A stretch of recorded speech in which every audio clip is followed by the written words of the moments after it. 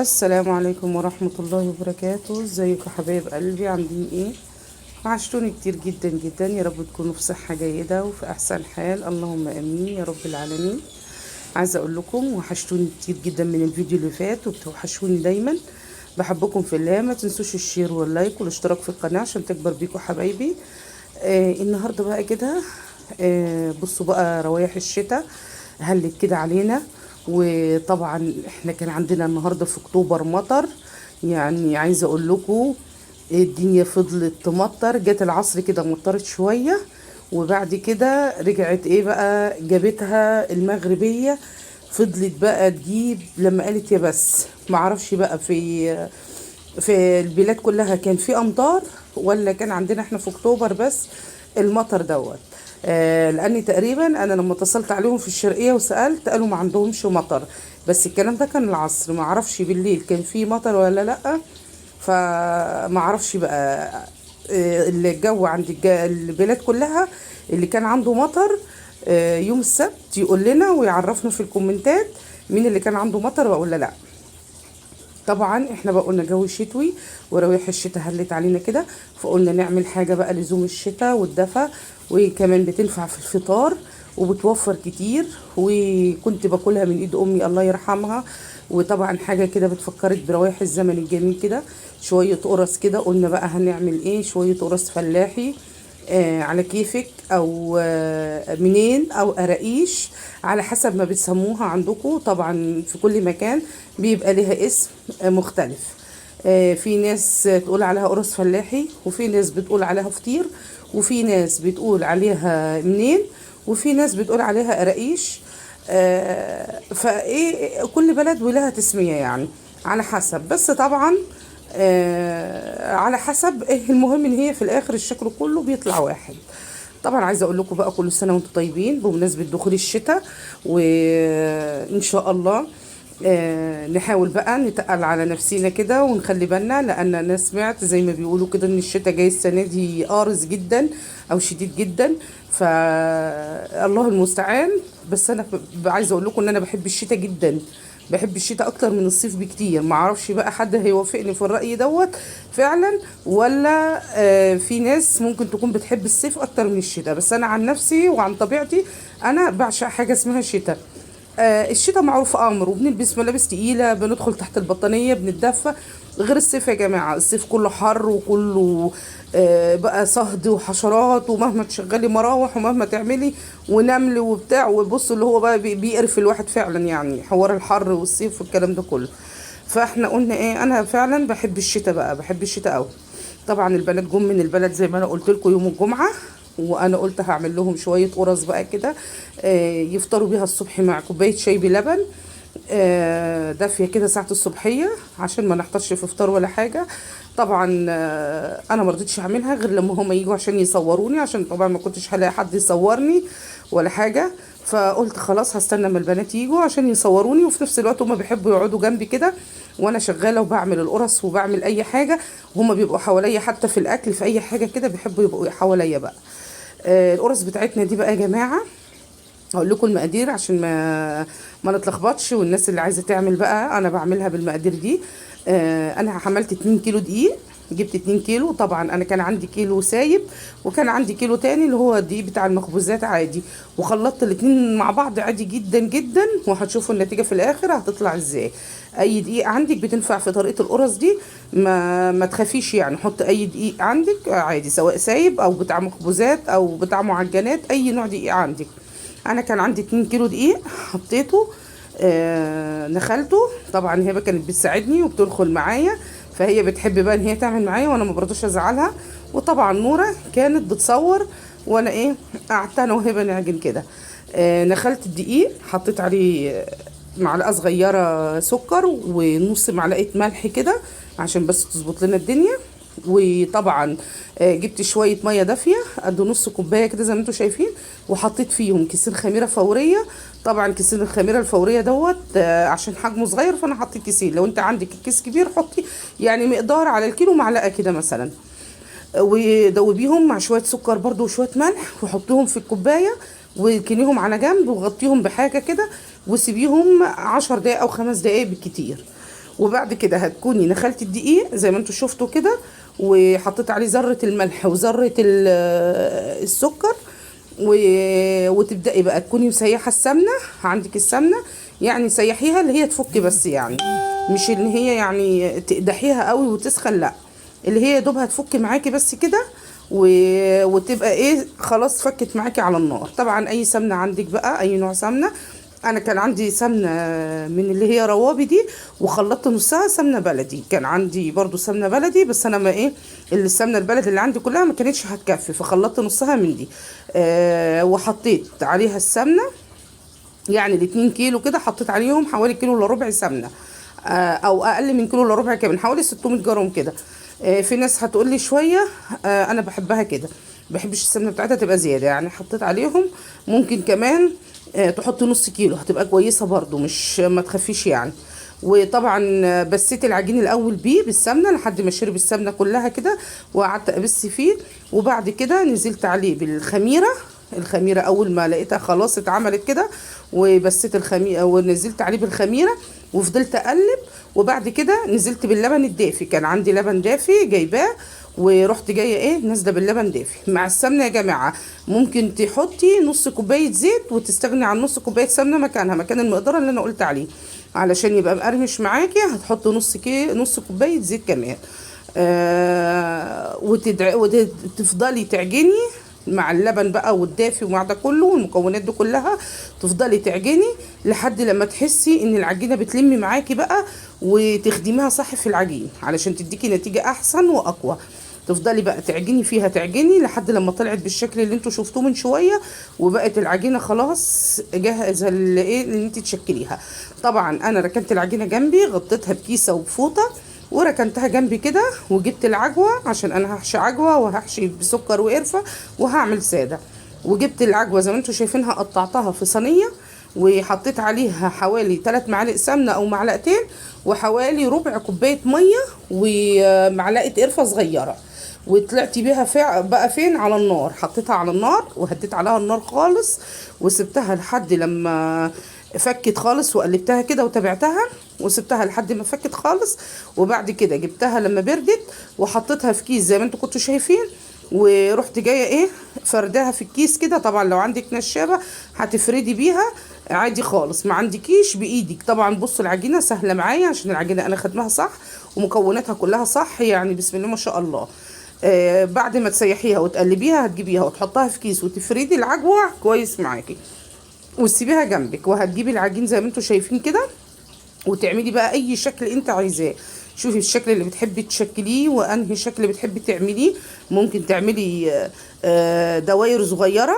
انا هعملها شكل كعب الغزال كده زي ما انتوا شايفين اهيت. هعملها اللي هو بقى هافرد العجينه، عايزه تفردها مربع ماشي، دايره ماشي، وتحطي فيها العجوه، وبعد كده تبرمي عليها العجين، وتروحي جايه دايسه عليها بايديكي شويه لحد لما ايه تبقى يعني تبططيها شويه صغيرين كده.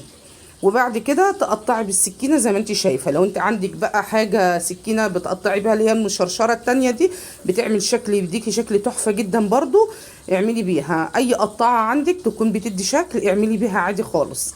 ما عندكيش هتستخدمي السكينه العاديه زي ما انا مستخدماها كده، وهتعملي بيها وتعملي نفس الشكل زي ما انا عملت. وانت بقى وشطارتك في اي شكل بقى زي ما انت عايزه.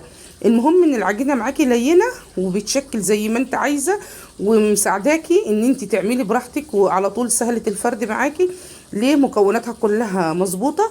والله العظيم يا جماعه انا كمان ساعات بعمل الحاجه ما بعمل بمقادير، بعمل الحاجه بالبركه كده وببركه ربنا، وبتطلع معايا الحمد لله. يعني بتطلع زي ما تكوني انت عامله المقادير بالملي، والحمد لله بتطلع كويسه جدا ومظبوطه جدا، وبتطلع الحاجه يعني الحمد لله ببركه ربنا زي ما بيقولوا، مفيش احسن من بركه ربنا فوق كل شيء.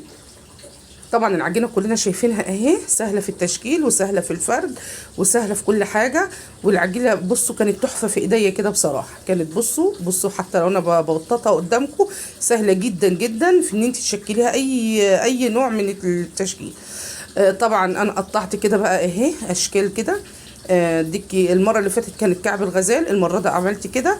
وطبعا هبه كانت بترص معايا على الصينيه شويه وتعمل لها واحده شويه عشان هي بتحب تعمل معايا وتمسك العجين، فقلت لها اعملي.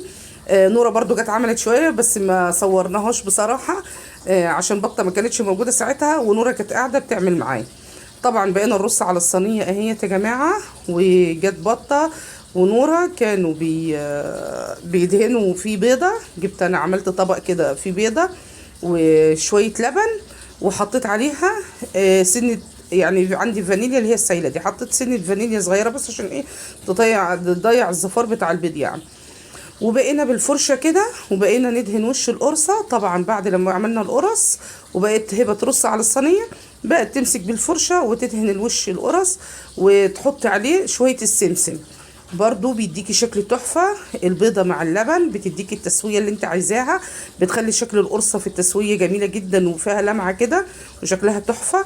والسمسم كمان بيديكي شكل احسن. طبعا انا هنا كنت بشكل شوية دي سكر وقرفة، يا دوب حطيت ربع معلقه قرفه وحطيت عليها معلقتين سكر من الكبار دول، عشان انا بخلي السكر اكتر من القرفه عشان ما تبقيش القرصه من جوه القرفه مخليها سودا قدامك كده، فبكتر السكر عن القرفه. بصوا بقى اهو دوت البيض اللي انا بقول لكم عليه اهيت بالفرشه كده، وبقيت اجيب الفرشه وادهن بقى. دي نوره اللي كانت قاعده بتدهن بقى ساعتها اهي. بصوا بقيت عشان انا ما صورتهاش ساعه ما كنت بعملها، فهي دي بيضايه واحده وحطيت عليها 3 معالق لبن كده، وطبعا نقطه فانيليا، وطبعا قلبتها جامد، وبقينا ندهن بيها وش القرص زي ما انتم شايفين.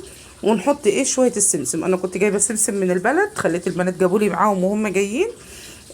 بس بصراحه سمسم نظيف جدا جدا، مش محتاج تنقيه ولا اي حاجه، يا دوب ان هو ايه على الاكل على طول. انا السمسم كنت محمصاه يعني، يا دوب سخنته على النار كده تحميصه بسيطه جدا، لانه هو كده كده لسه هيدخل الفرن وهيتحمص برده جوه الفرن. وانا حطيت منه في العجينه كمان وهو لسه دقيق يا جماعه. قبل ما اعجن حطيت شويه سمسم برده في الدقيق وقلبته معاه برده.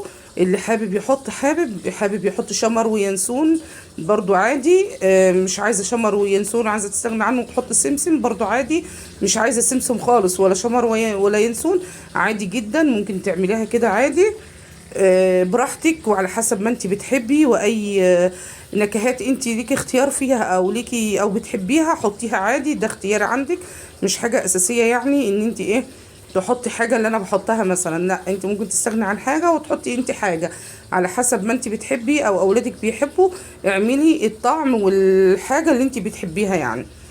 فهو عشان ايه ما تقفيش على حاجه، يعني اللي هو ايه خلاص مش هنقف على حاجه، الموجود عندنا هنعمل بيه وهنسلك بيه. بس انا بصراحه جبت السمسم عشان البنات كان نفسهم في سمسم يعمل لهم دقه، قالوا يا ماما احنا عايزين ناكل دقه وكده، فهاتي لنا سمسم واعمليه. فانا قلت كده كده السمسم اصلا جابوه معايا من البلد ومتوفر عندي، وهعمل كده كده طالما ايه موجود عندي يعني في البيت فهعمل. وهم كمان بيحبوا القرص يبقى على وشها سمسم زي ما انتم شايفين كده، بيحبوا كده ان هو اعمل القرص وادهنها بالبيض واللبن واحط على وشها السمسم زي ما انتم شايفين. وبرده لو عملتها ساده بتبقى تحفه وجميله جدا برده. وبصوا هنا بقى انا عملت شويه قرص كبيره كده مدوره زي ما انتم شايفين كده، عملت فيها ساده وعملت منها بالعجوه وعملت منها بالسكر برضو، يعني ده شكل تاني غير الشكل اللي انا ايه وريته لكم برضو. وهنا هي بطه بقى قعدت قالت انا هدهن يا ماما دي، قلت لها ماشي اقعدي يا هبه ودهني يلا واعمليها بالراحه، بس اهم شيء ما تقعديش توقعي كده كده. انا مش هصوي على الصواني دي، ده انا الصواني بس دي ايه هرص عليها تختمر وبعد كده ايه. وطبعا يا جماعه لما نعجن العجين بعد ما نعجنه بنسيبه لمده نص ساعه يرتاح، يعني سيبيه من تلت ساعة لنص ساعة او ربع ساعة يرتاح على حسب ما تلاقي العجينة معاكي بدأت تختمر وارتاحت كده عشان تعرفي تشكليها احسن. ده بعد مرحلة العجن. وكمان بعد ما تشكليها وتشكلي القرص وتسيبيها برضو بتسيبيها حوالي نص ساعة على بال ما بتخلصي الصينية الاولى وتعملي كذا واحدة، بتكون الاولانية خمرت، بتبدأي بقى تسخني الفرن وتعملي الفرن بتاعك تظبط الحرارة بتاعته، ولما الفرن يسخن تبدأي تاخدي من اول صينية انت كنت مشكلاها، على ان اول صينيه هتلاقيها بدات تختمر خلاص، فهتاخدي من اول صينيه انت كنت مشكلاها وتبداي تدخلي في الفرن وتسوي، هتلاقي النتيجه طالعه معاكي تحفه تحفه تحفه. بصوا يا جماعه بصوا انا المنظر والتسويه انا مسويه في البوتاجاز العادي، البوتاجاز اللي هو بتاعي الاربع عيون دوت اللي عندي في الشغل. بيتهيألي انا صورته معاكم قبل كده. بوتاجاز عادي جدا وصغير جدا، ويا دوب كنت بدخل فيه الصينيه بتاعت الكيكه. بصوا اسوي فيها زي ما انتم شايفين كده في صينيه كيكه عادي، عشان ايه صواني كبيره مش هتدخل فيه. وبقيت في صينيه الكيكه زي دي وادخل واسوي. انا ما كنتش مولعه الشوايه خالص، انا كنت مولعه النار من تحت بس، وسبت الفرن سخن حلو. وبعد الفرن ما بدا يسخن معايا جامد بقيت ارص صينيه بصينيه وادخلها في الفرن. قسما بالله يا جماعه بصوا التسويه تفتح النفس كده، ومنظر القرص يمكن الكاميرا كمان ظلماها ومش مبينه الشكل حلو او الاضاءه، بس قسما بالله ما هقول لكم على شكلها وعلى طعمها وعلى ريحتها. وفعلا فعلا، ولا تقولي بقى فرن ولا كحك ولا هتروحي تجيبيه جاهز ولا تروحي عند بتاع الافران ولا الكلام ده كله. مقادير مظبوطه، القرص طالعه بتتكلم عن نفسها كده زي ما انتم شايفين. المنظر والشكل اللي تحبيه اعمليه وفنني، دي بتبقى لعبه الست في البيت ان هي تفنن في اي شكل. حته ان انت تعملي البيضه بحبه اللبن وتدهني الوش كده، دي لوحدها برضو بتدي شكل حلو في التسويه وبتدي لمعه في القرصه وبتخلي القرصه كده. بصوا المنظر بسم الله ما شاء الله. دي انا عملت شويه ساده وعملت شويه بالسكر، وجيت قلت بصوا التسويه من تحت زي من فوق، اللي هي بصوا هي طالعه سخنه مولعه نار، انا ما كنتش عارفه امسك القرصه. بصوا دي كده ساده. منظر القرص من جوه تحفه. بصوا عامله ازاي، هشه وجميله وطريه وتتاكل حاف كده لوحديها. طبعا انا عملت الساده دي عشان ياكلوها بالجبنه، عشان هما بيحبوا الصبح كده مع كوبايه شاي بلبن وحته جبنه مثلا، سواء جبنه قديمه او جبنه فيتا او جبنه براميلي، اي نوع جبنه بقى مع الساده. القرص الساده دي وكوبايه شاي بلبن كده ملهاش حل يا جماعه، تحفه تحفه تحفه. هتدعوا لي على الطريقه دي. بصوا دي اللي بالعجوه اهي، برضو انا قسمت واحده معاكم عشان اوريها لكم. بصوا العجوه، مقدار العجوه